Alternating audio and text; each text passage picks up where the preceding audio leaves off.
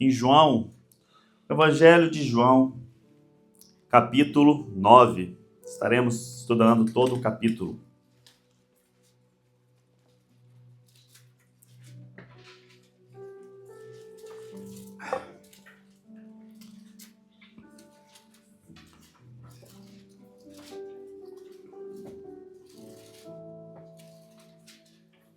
Amém? Todo mundo achou? Todo mundo encontrou? Glória a Deus. Enquanto Jesus caminhava, viu um homem cego de nascença. E os seus discípulos perguntaram: Mestre, quem pecou para que este homem nasceste cego? Ele ou os pais dele? Jesus respondeu: Nem ele pecou, nem os pais dele, mas isso aconteceu para que nele se manifestem as obras de Deus. É necessário que façamos as obras daquele que me enviou enquanto é dia. A noite vem enquanto ninguém pode trabalhar. Enquanto estou no mundo, sou a luz do mundo. Depois de dizer isso, Jesus cuspiu na terra e fez lama com a saliva, e com a lama untou os olhos do cego. Então disse ao cego: Vá lavar-se no tanque de Siloé. Siloé quer dizer enviado. O cego foi, lavou-se e voltou vendo. Então os vizinhos e os que antes conheciam de vista, como mendigo, perguntavam: Não é este o que ficava sentado pedindo esmolas? Uns diziam: É ele. Outros: Não, mas se parece com ele. O homem dizia: Sou eu. Então lhe perguntaram: Como foram abertos seus olhos? Ele respondeu: O homem chamado Jesus fez lama, passou nos meus olhos e disse: Vá ao tanque de Siloé e lave-se. Então fui, lavei-me e estou vendo. Eles perguntaram: Onde está ele? Respondeu: Não sei. Levaram aos fariseus aquele que antes era cego. E era sábado o dia em que Jesus fez a lama e lhe abriu os olhos. Então os fariseus lhe perguntaram outra vez como podia ver. Ele respondeu: Ele pôs lama sobre os meus olhos, lavei-me e estou vendo. Por isso alguns dos fariseus diziam: Este homem não é de Deus, porque não guarda o sábado.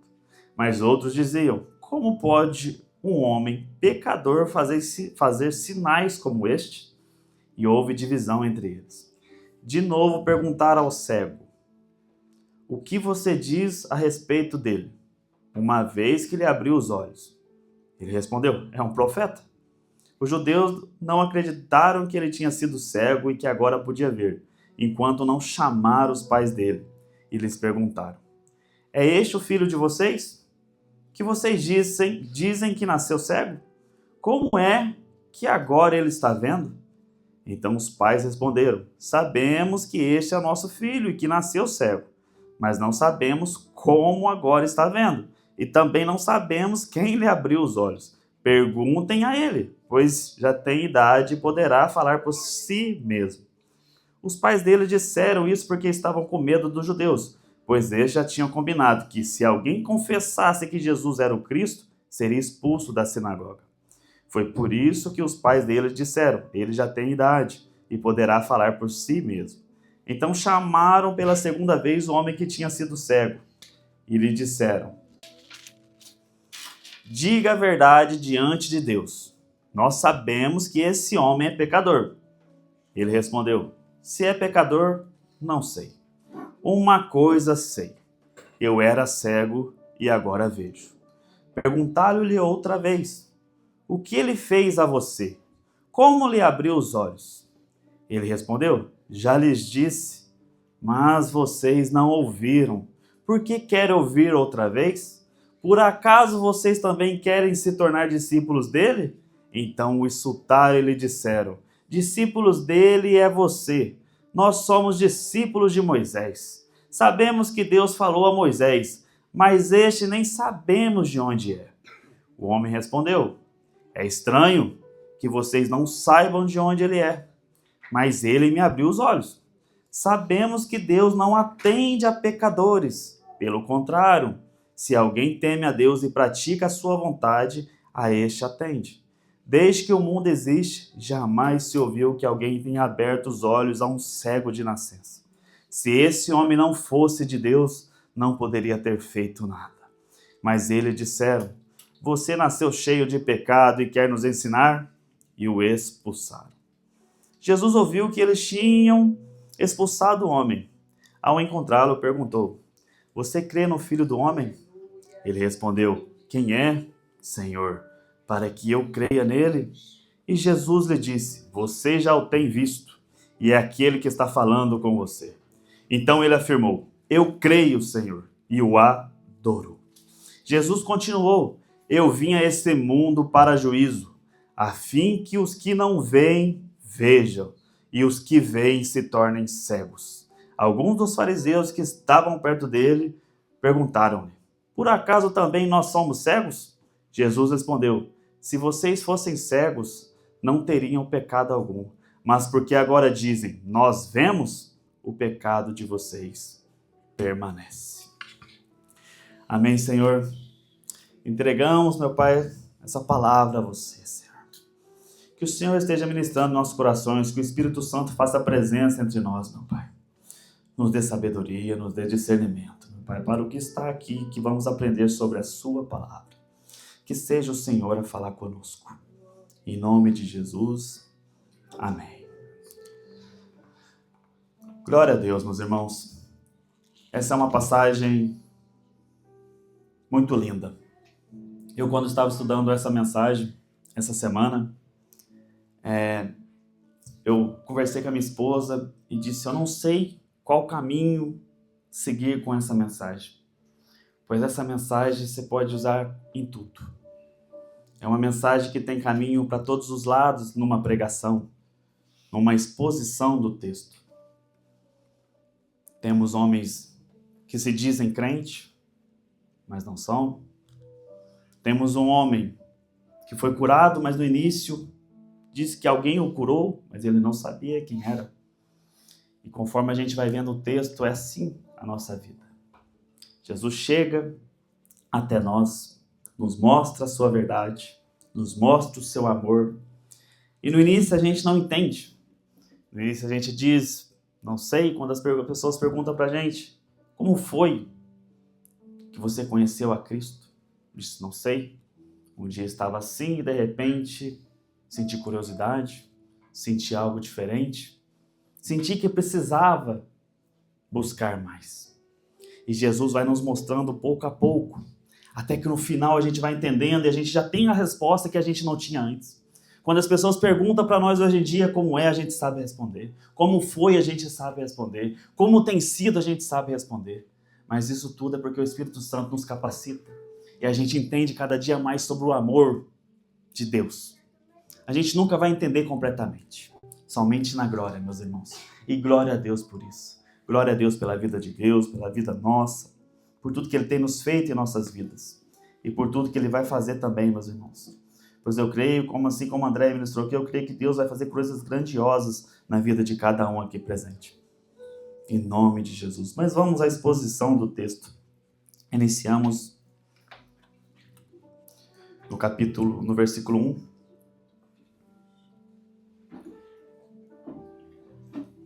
Enquanto Jesus caminhava, viu um homem cego de nascença. Aqui a gente já tem algo maravilhoso nesse primeiro versículo, que isso nos mostra que Jesus vê, que Jesus nos enxerga.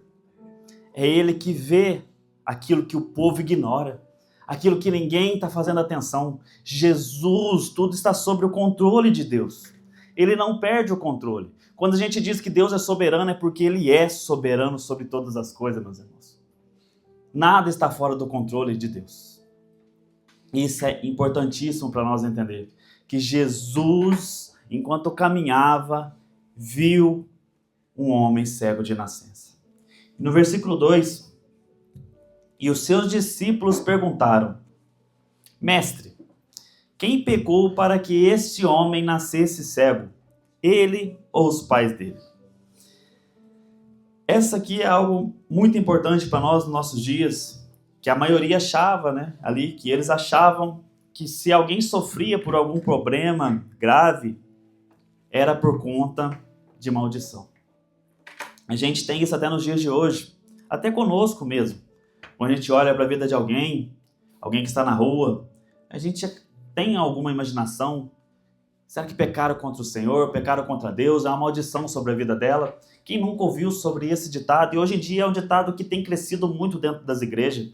E aqui hoje eu pretendo passar para vocês um estudo, que vocês entendam que não existe mais maldição sobre nós a partir do momento que a gente está com Deus. Não tem uma maldição sobre nós. Não precisamos mais fazer nada, ritual. Nós não somos pagãos para fazer rituais. E agora vamos ao texto, Êxodo, capítulo 20. Êxodo, capítulo 20, versículo 4 e 6. Êxodo, capítulo 20, versículo 4 ao 6. Assim diz as Escrituras. Não faça para você imagem de escultura, nem semelhança alguma do que há em cima no céu, nem embaixo na terra, nem nas águas debaixo da terra. Não adore essas coisas, nem preste culto a elas, porque eu, Senhor, seu Deus, sou Deus zeloso, que visito a iniquidade dos pais nos filhos até a 3ª e 4ª geração.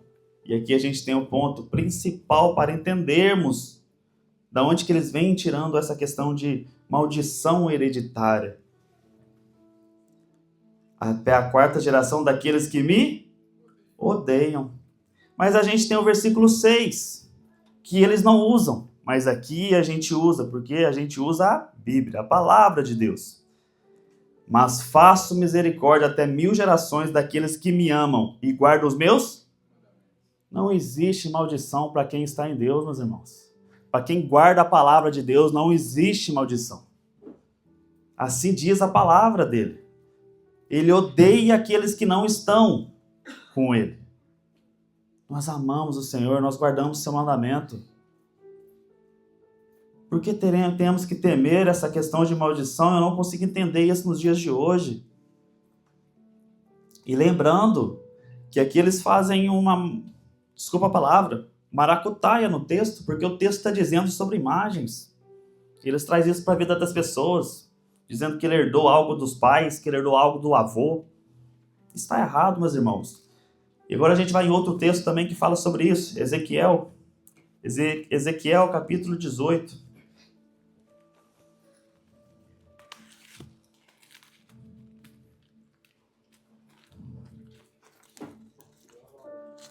Aleluia, Senhor. Ezequiel, capítulo 18, versículo 19 ao 23.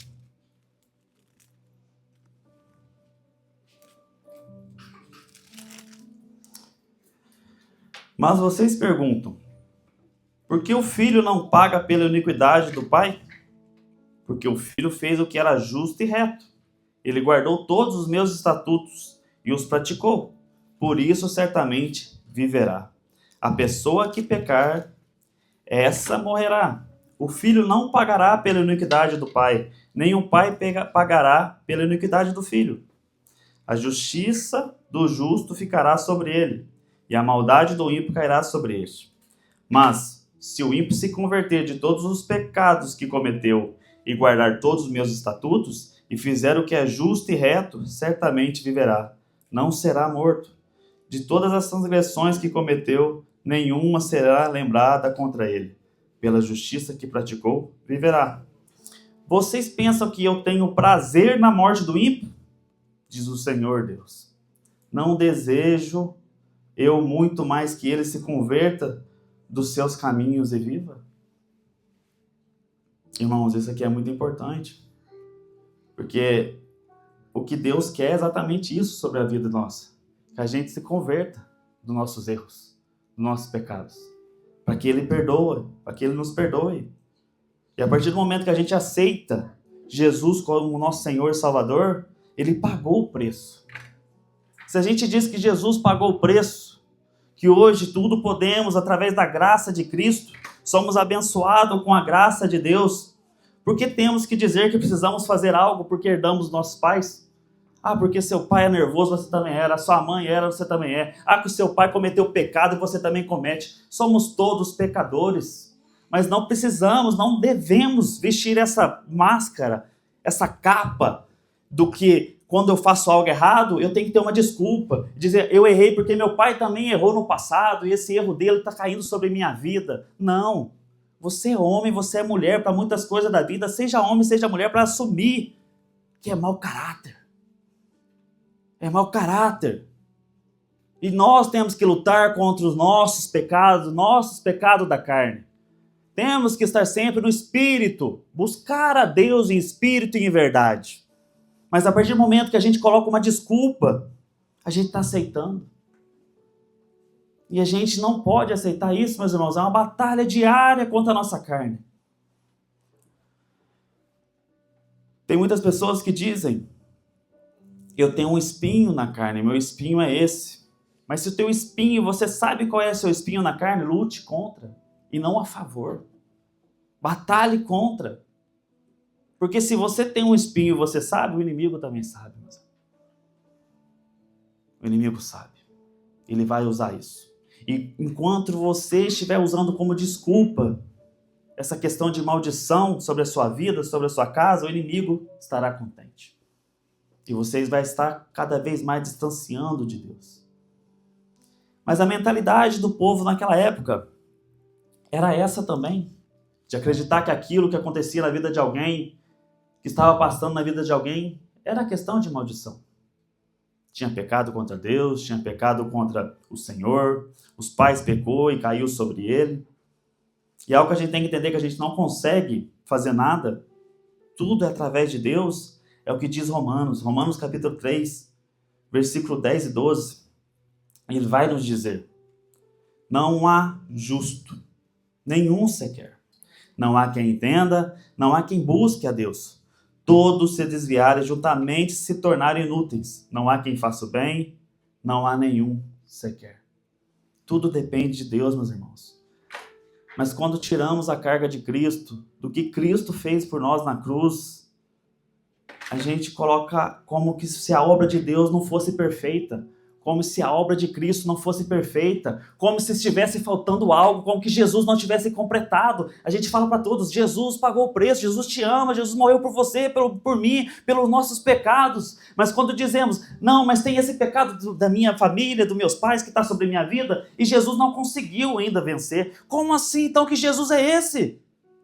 Que Deus é esse que você proclama para todo mundo? Se falta algo, em Gálatas, meus irmãos, Gálatas capítulo 3, versículo 13, vai nos dizer: Cristo nos resgatou da maldição da lei, fazendo-se Ele próprio maldição em nosso lugar. Porque está escrito: maldito todo aquele que for pendurado em madeiro. Deus, Jesus se fez maldito por nós. Deixemos essa coisa horrível, maldição hereditária para trás, meus irmãos. Não vivemos disso. Não existe na vida de um crente. Existe para quem é ímpio, para quem está no mundo. Para os descrentes existe isso. Mas para um crente acreditar em maldição hereditária, meus irmãos, que obra que Cristo fez então por nós? Quão grande é esse Jesus que não completou ainda a obra na sua vida para acreditar nisso? Nessa baboseira. Uma baboseira. Então, meus irmãos, não acreditamos nisso.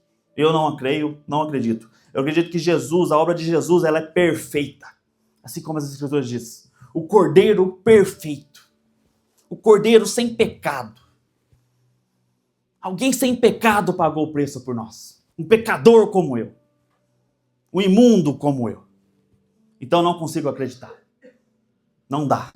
E se alguém acredita, pode falar comigo depois do culto, me traz as verdades na palavra que a gente discute. E glória a Deus por isso. Seguimos. Mas, se a gente for entender porque os discípulos fizeram essa pergunta, é exatamente isso. Eles tinham essa ideia de que se alguém sofresse, se era mendigo, se era cego, é porque os pais pecaram. Eles também tinham essa ideia. E quem não se lembra de Jó? Quando Jó começou a perder tudo, porque o Senhor deu liberdade para o diabo a tentar contra sua vida, os amigos de Jó, quando chegaram, no início choraram com ele, eram amigos, mas dali a pouco começaram a perguntar: o que você fez, Jó? O que você fez? Porque não é normal, não é normal. Você pecou contra o Senhor, você pecou contra o Senhor, você fez algo errado. Então a mentalidade do povo era essa. Eles acreditavam que se algo acontecesse de errado, é porque a pessoa fez algo de errado contra o Senhor. Jó estava passando contra tudo aquilo que ele passou, porque ele tinha pecado contra Deus. Então, essa era a mentalidade deles.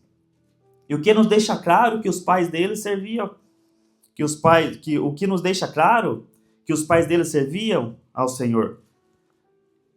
E aqui há algo interessante que a gente tem que entender, é o que os discípulos, eles vêm até Jesus, perguntam quem pecou, se foi ele ou os pais, qual o pecado, mas Jesus em seguida, Jesus responde a eles. No versículo 3 de João, capítulo 9, Jesus responde a eles: nem ele pecou, nem os pais dele. Mas isso aconteceu para que nele se manifestem as obras de Deus. É necessário que façamos as obras daquele que me enviou enquanto é dia. A noite vem, quando ninguém pode trabalhar. Enquanto estou no mundo, sou a luz do mundo. Jesus aqui ele já ensina os discípulos que nem todo, vou usar aqui doença, né? É porque ele ou os pais dele pecaram. E Cristo revela aqui pra gente que é necessário que Cristo se revele, como ele diz aqui no texto. Mas isso aconteceu para que nele se manifestem as obras de Deus, mostrando que ele é o Messias, o enviado, que é Deus. Aqui Jesus diz que enquanto estiver no mundo, ele é a luz do mundo. Isso é algo tão magnífico para a nossa vida, para a gente, que isso é algo que ele compartilha conosco. Que ele fala: vocês é o sal da terra, a luz do mundo. Que a gente tem que ser, é algo que Deus é e ele compartilha conosco. E depois no versículo 6 ao 7, depois de dizer isso, Jesus cuspiu na terra, fez lama com a saliva e com a lama ungiu os olhos do cego. Então disse ao cego: vá lavar-se no tanque de Siloé. Siloé quer dizer enviado. O cego foi e lavou-se e voltou vendo. Aqui, isso que Jesus faz é algo magnífico. A questão dele cuspir na terra, fazer a lama, né? E com a saliva, ali com a lama, ungir os olhos do cego. A gente olha para os textos, a gente fala: não, mas Jesus poderia somente falar. Veja, somente fazer um gesto, somente tocar. E já estava feito, já estava curado. Mas não, ele faz algo porque tem algo por trás disso. Eu disse que eu quero focar aqui na mensagem, focar em Cristo, focar em Jesus. Aqui é algo esplêndido para nós. A gente tem outros milagres de cego, a gente tem no Evangelho de Marcos, a gente tem o capítulo 7, do versículo 33, que existia um surdo e gago lá, e Jesus toca e usa saliva para que ali ele venha a ser curado. Depois também a gente tem no Evangelho de Marcos, no capítulo 8, versículo 23, que é o cego de Betsaida, né, que ele aplica saliva também nos olhos.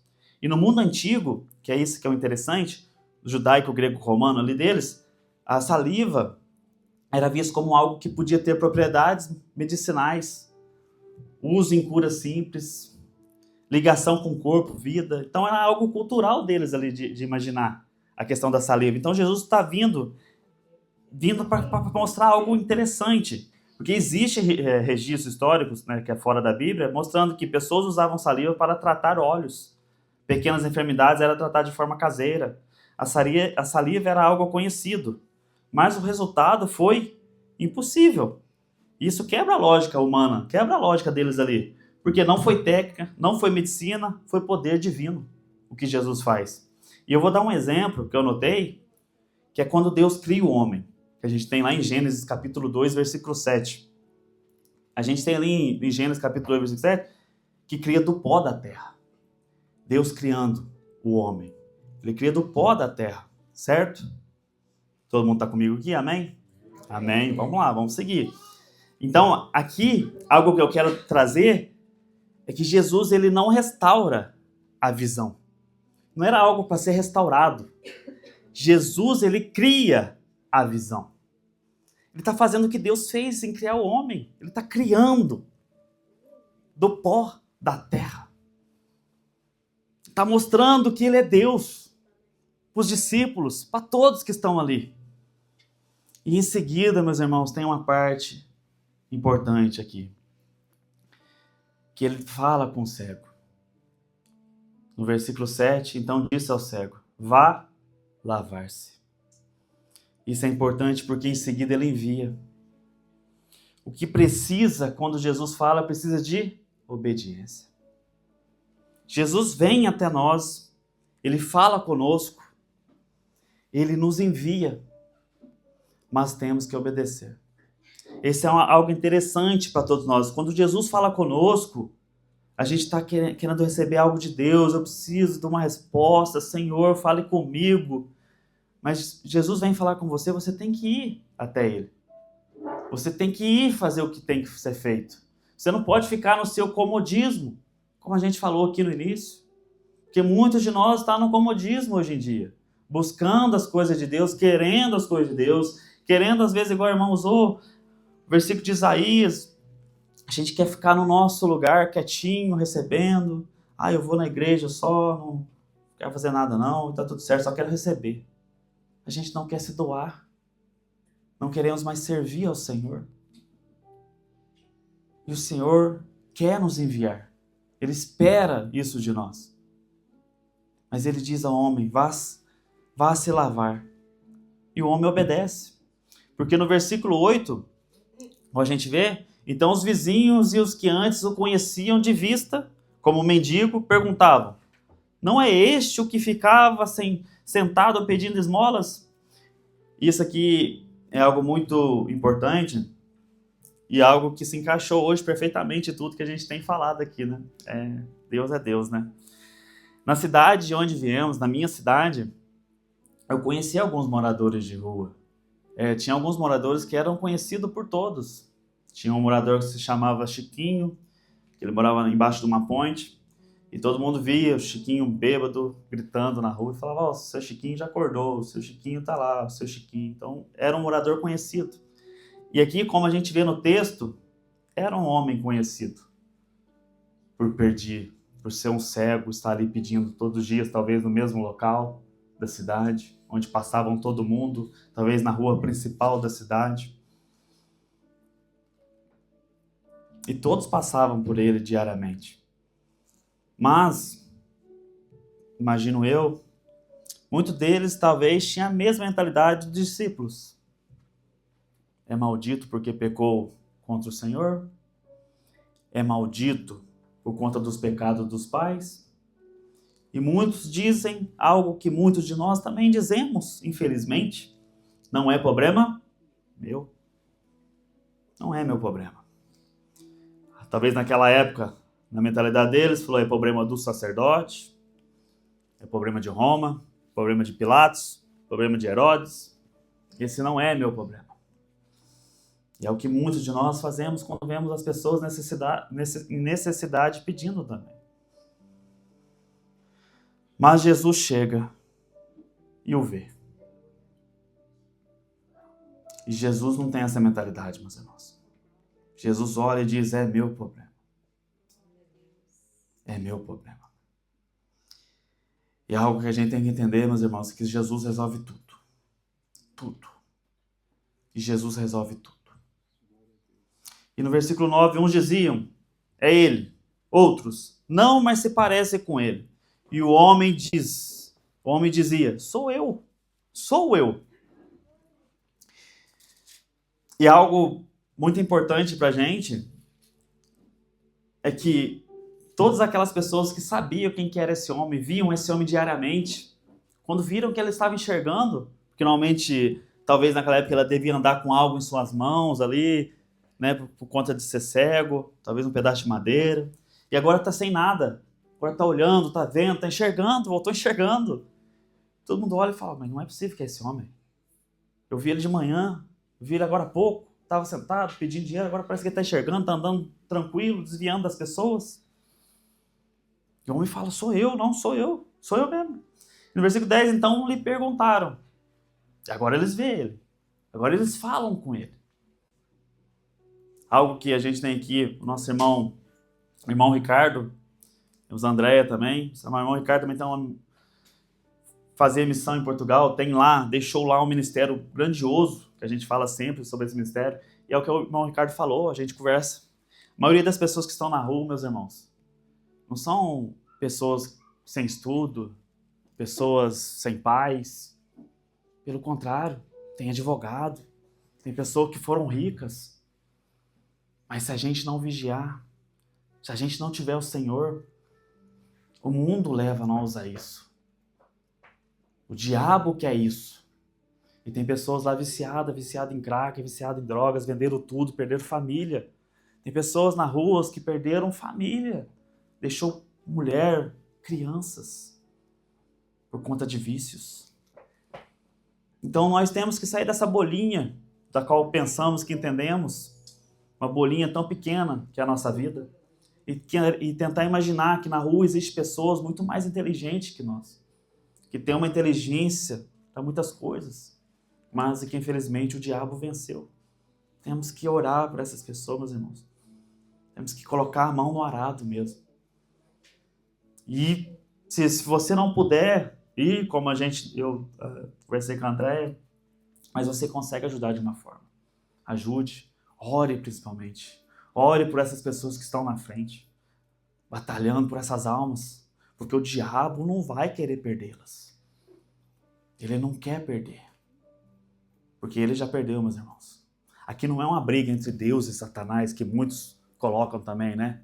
Como se Satanás fosse grandioso. Pelo contrário, foi criado por Deus, foi uma criatura criada. E Deus já deu o decreto final dele. Será jogado no lago de fogo. Será derrotado. Mas nós temos um caminho, meus irmãos. Iremos chegar no reino dos céus. Iremos governar, estar com Cristo governando em nome de Jesus. Então não deixemos o inimigo vencer, não deixemos o inimigo colocar palavras. Não deixemos, meus irmãos. Batalhemos por isso. Então, perguntaram, como foram abertos seus olhos? Ele respondeu, o homem chamado Jesus fez lama, passou nos meus olhos e disse, vá ao tanque de Siloé e lave-se. Então fui, lavei e me estou vendo. Então aqui o homem já fala, um homem chamado Jesus. Eu sei que foi um homem chamado Jesus, porque chamava ele Jesus, ele veio até mim, me passou ali, fez algo, passou, vai lá no tanque. Eu só obedeci. Obedeci. Então lhe perguntaram, onde ele está? Então cadê esse homem aí? Te curou? E algo interessante, que eu amo isso de Jesus. Diferentemente dos dias que a gente vive, dos dias que vemos hoje em dia, que as pessoas querem fazer um espetáculo, né? Jesus, ele ali fez um milagre e continua a sua caminhada. Jesus não fez igual aquelas pessoas, se você quer receber o seu milagre, fica de pé, dá o glória a Deus aí. Quer que eu entregue? Quer que eu entregue? Então levante a mão, dá glória a Deus. Não. Jesus veio, fez lama, passou nos olhos, vá lavar-se. E saiu, foi fazer o que ele tinha que fazer, voltou a fazer. Obrigado, irmão. E é isso que é o mais incrível de Deus, que ele não busca fazer espetáculo. Pelo contrário, ele busca salvar almas. A missão de Jesus foi nos salvar, meus irmãos. Ele quer isso da gente. E ele responde, não sei. Cadê ele? Não sei. E depois no versículo 13 até o 15, até o 16. Levaram... Olha para onde que eles vão levar o homem. Levaram aos fariseus, aquele que antes era cego. E era sábado. João deixou claro aqui o dia, né?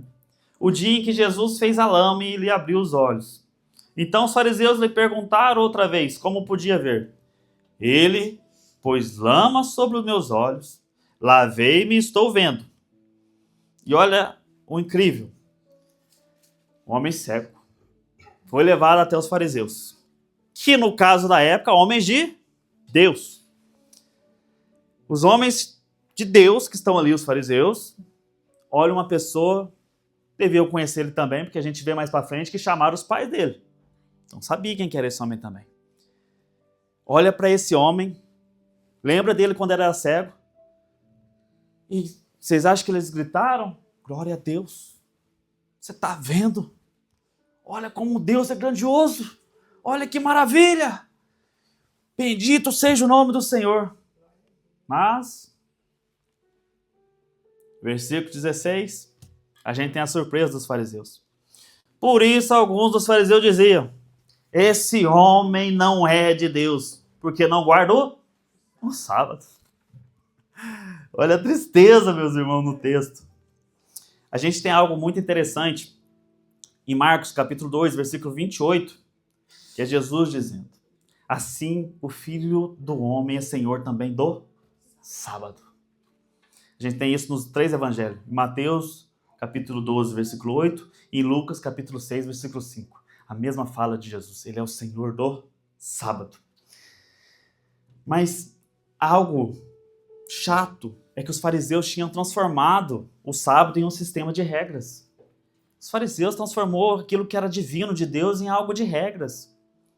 Entre elas, algo, por isso que eu falei sobre a lama, para a gente entender sobre a lama, entre essas regras era proibido misturar substâncias, fazer massa, trabalhar com as mãos de forma criativa. Então Jesus vem quebrando um paradoxo. Jesus não vem só fazer um milagre, ele vem quebrar aquilo que está plantado na mente deles. Ele vem e faz lama, num sábado, é proibido. Jesus fala: eu sou o Senhor do sábado. Eu sou o Senhor me enviou, Deus me enviou. Eu venho quebrar isso na mente desse povo. Eu venho fazer algo tão magnífico que nunca foi feito. Não existe essa questão para Jesus. Mas outros, no versículo 16, mas outros diziam: como pode um homem pecador fazer sinais como este? E houve divisão entre eles. Então a gente vê que houve divisão entre eles. Há divisão entre nós até hoje também. Pessoas que acreditam em tantas coisas, como eu trouxe aqui a primeira. Então houve divisão entre eles também, porque falou: não, ele não guardou o sábado, fez um sábado, não é de Deus. E outros falaram: mas como pode um pecador fazer um sinal desse? Aí começaram a discussão. Aí no versículo 17 perguntaram de novo ao cego: o que você diz a respeito dele, uma vez que lhe abriu os olhos? Você lembra quando perguntou lá atrás para esse homem quem era? Ele falou: um homem chamado Jesus. Um homem. Mas aqui eles vendo essa discussão entre os fariseus ali, ele pensou, refletiu um pouco. Aí quando fizeram novamente a pergunta para ele, ele fala: é um profeta. Isso aí que ele fez realmente. Homem nenhum faz, é um profeta esse homem. É um profeta. Então aqui ele já tinha analisado um pouco a situação da vida dele. Ele falou: não, esse homem não é normal não. É um profeta, é um profeta. E no versículo 18 e 19, os judeus não acreditaram que ele tinha sido cego e que agora podia ver, enquanto não chamaram os pais dele. E lhes perguntaram: é este o filho de vocês que dizem que nasceu cego? Como é que agora está vendo? Algo do texto que João não traz para nós, o texto não diz se os pais abandonou ele ou não. Isso a gente não tem. Mas a gente tem uma relação fria e distante. Possível cenário. Possível. Não está na Bíblia, irmãos. Ele cresceu naquela condição, tornou-se independente dentro da limitação dele, passava os dias mendigando, como o texto isso traz para nós, e os pais não se envolviam profundamente. Então, os pais se afastam, a sociedade rejeita e os fariseus acusam. Então, no versículo 20 e 21 a gente tem: os pais responderam: sabemos que esse é nosso filho e que nasceu cego, mas não sabemos como agora está vendo. E também não sabemos quem lhe abriu os olhos. Perguntem a ele, pois já tem idade, e poderá falar por si mesmo. Então o texto já deixa claro para a gente que ele era maior de idade. Já era um homem. Isso a gente tem. Versículo 22 e 23. Os pais dele disseram isso porque estavam com medo dos judeus, pois esses já tinham combinado que se alguém confessasse que Jesus era o Cristo, fosse expulso da sinagoga. Foi por isso que os pais dele disseram: ele já tem idade e poderá falar por si mesmo. É que entra algo importante para a gente, meus irmãos, para os nossos dias: o medo. O medo faz muitas vezes nós tomar decisões erradas e precipitadas. Cuidado, a gente tem que ter muito cuidado para que, em um momento de medo, a gente não acabe negando a Cristo. Isso é algo muito sério, meus irmãos. Em Mateus, capítulo 10, do versículo 32 e 33, Jesus vai nos dizer Portanto, todo aquele que me confessar diante dos homens, eu também o confessarei diante do meu Pai que está nos céus. E todo aquele que me negar diante dos homens, eu também o negarei diante do meu Pai que está nos céus. Isso é algo para a gente, meus irmãos. Temos que ser cristãos. Não somente aqui, mas principalmente fora daqui.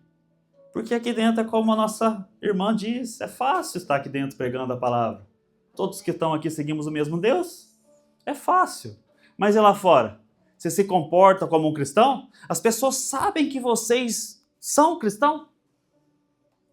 Porque eu conheci uma pessoa que disse para mim um dia que no trabalho dele as pessoas nem sabiam que ele era cristão. E ele falou isso com orgulho para mim. E ele era pastor. Aí eu olhei pra cara dele e falei, você me quebra. Aí você me arrebenta, não dá não. Ué. Como assim? Ele falou com vontade. Não, eles nem sabem que eu sou cristão lá no meu trabalho. Eu falei, rapaz, como é que eu faço agora com esse rapaz? Tem que converter ele aqui, tem que expulsar esse demônio desse homem aqui, ué. Não é possível, velho. Mas ele falou isso, eu falei, você me quebra. Eu falei, você me quebra. Eu não falei mais nada não, só aí você me quebra. E segui a vida, né? Mas é algo importante que a gente tem que entender, meus irmãos. Que a gente tem que confessar Cristo. Tem que confessar Cristo. Tem que confessar Cristo. Jesus diz, se vocês me amassem, serão perseguidos. O mundo me odeia. Se o mundo me odiou, odiará vocês também. E é o que a gente está vendo hoje em dia. Olha as coisas que estão acontecendo no mundo, meus irmãos. Olhemos para as situações do mundo. Nós estamos sendo perseguidos. Mas isso é algo que Cristo já deixou avisado para a gente. Mas aqui os pais dele tinham medo. E qual que era o medo dos pais? Ser expulso da sinagoga. Ah, não vou falar não, que quem curou foi Jesus, o Cristo, o Messias. Porque senão eu já sei que os fariseus vão expulsar, então não vou me meter nisso não. E no versículo 24, 25 e 26, então chamaram pela segunda vez. Imagina, você tá ali, já falou, sabia que você era cego, já falou que você foi curado, aí já falou, fui curado de novo, aí chamou você outra vez. Fala, não é possível, de novo. E chamaram pela segunda vez o homem que tinha sido cego e lhe disseram, olha aqui que audácia dos fariseus, diga a verdade diante de Deus. Nós sabemos que esse homem é pecador. Aqui ele está falando para ele, para a gente trazer para os nossos dias, é exatamente aquela questão que não jurais por Deus, pelo nome de Deus. É o que os fariseus fez com ele. Diga a verdade diante de Deus. Basicamente, jura por Deus. Basicamente. E ele responde, se é pecador, não sei. Uma coisa eu sei, eu era cego e agora vejo. E perguntaram-lhe outra vez, o que ele fez a você? Como ele lhe abriu os olhos? E aqui a gente já entende, a gente vê o texto, a sequência. O cego aqui já está trazendo uns dias de saco cheio, né? Tá já exausto das perguntas, já falou uma vez, falou duas. Eles não querem acreditar. Eles estão querendo, parece que, acusar mesmo ele. Estão acusando talvez que ele mentiu, que ele não era cego, é tudo mentira. Ele está farto já dessa situação, não tá legal. E no versículo 27 ele responde, já lhes disse, mas vocês não ouviram. Por que querem ouvir outra vez? E aí ele vem com, por acaso vocês também querem se tornar discípulo dele? E aqui a gente tem a sequência no versículo 28. Então o insultaram e lhes disseram, discípulos dele é você. Nós somos discípulos de Moisés. Sabemos que Deus falou a Moisés, mas este nem sabemos de onde é. E o homem respondeu. Aqui a gente vê que no início se tratou Jesus como um homem, depois um profeta, e aqui agora ele vai evangelizar os fariseus. É estranho que vocês não saibam de onde ele é, mas ele me abriu os olhos. Sabemos que Deus não atende a pecadores. Pelo contrário, se alguém teme a Deus e pratica a sua vontade, a este atende. Desde que o mundo existe, jamais se ouviu que alguém tenha aberto os olhos a um cego de nascença. Se este homem não fosse de Deus, não poderia ter feito nada. O homem começa, né, quando eles perguntam para ele, ele começa respondendo. Quem te curou? Ele começa, um homem. Depois um profeta. E aqui ele já está pregando. Enviado de Deus. Quem me curou foi um enviado de Deus. Porque ele viu a sequência da conversa dos fariseus, viu o que estava acontecendo, viu os bastidores. Eles diziam, não pode, como um pecador pode fazer isso? E ele foi lembrando, porque esse homem já devia ter ouvido já a palavra do Senhor. Eu não vi, mas ele ouvia as pessoas falarem da palavra do Senhor, ali a Torá, os livros de Moisés. Então ele já ouviu muitos milagres que Deus tinha feito, mas nenhum milagre como aquele que ele tinha passado. E aqui ele diz para eles, nunca, desde o início, desde que o mundo existe, jamais se ouviu que alguém tenha aberto os olhos a um cego de nascença. Jamais. Como pode esse homem fazer tamanha grandiosidade do milagre assim?